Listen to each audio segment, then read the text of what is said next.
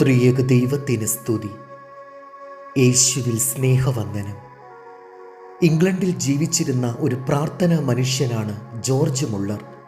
അനേകം പാവപ്പെട്ട കുട്ടികളെ തൻ്റെ കൂടെ താമസിപ്പിച്ച് കുടുംബ അന്തരീക്ഷത്തിൽ അവരെ വളർത്തി. ഒരു ദിവസം രാവിലെ തൻ്റെ കുഞ്ഞുങ്ങൾക്ക് കൊടുക്കുവാൻ പ്രഭാത ഭക്ഷണമില്ല. ഭക്ഷണവും പാലും വാങ്ങിക്കുവാനുള്ള പണവുമില്ല.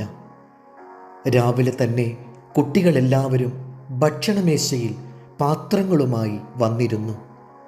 കുഞ്ഞുങ്ങൾക്ക് സ്കൂളിൽ പോകണം, അവർക്ക് വിശക്കുവാൻ പാടില്ല. പ്രാർത്ഥനാ വീരനായ അദ്ദേഹം തൻ്റെ കരങ്ങൾ ഉയർത്തി പ്രാർത്ഥിച്ചു.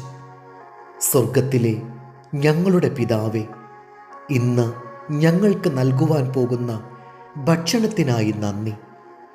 പ്രാർത്ഥന തീർന്നപ്പോൾ കതകിൽ ആരോ വന്ന് മുട്ടി. വാതിൽ തുറന്നപ്പോൾ ഒരു ബേക്കറി ഉടമ നിൽക്കുന്നു. അദ്ദേഹം പറഞ്ഞു, നിങ്ങൾക്ക് ഇന്ന് കഴിക്കുവാൻ രാവിലെ ബ്രെഡില്ലെന്ന് എൻ്റെ മനസ്സിൽ ഒരു തോന്നൽ വെളുപ്പിന് 2 മണിക്ക് വന്നു.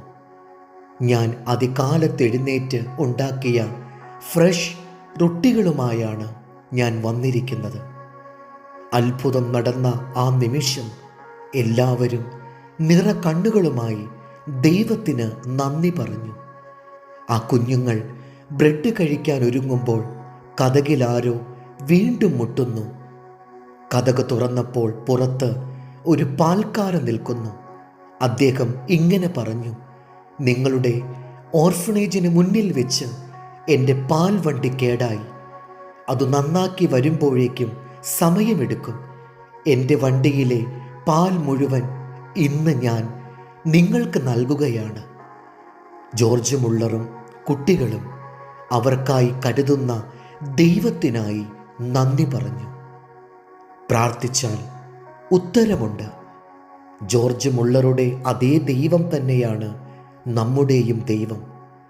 നമ്മുടെ പ്രാർത്ഥനകൾ കേൾക്കുന്ന ഒരു ദൈവമുണ്ട്.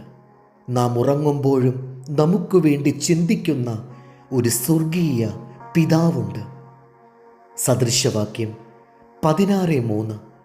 നിന്റെ പ്രവൃത്തികളെ യഹോവയ്ക്ക് സമർപ്പിക്കുക, എന്നാൽ നിന്റെ ഉദ്ദേശങ്ങൾ സാധിക്കും. ദൈവം നമ്മെ അനുഗ്രഹിക്കട്ടെ.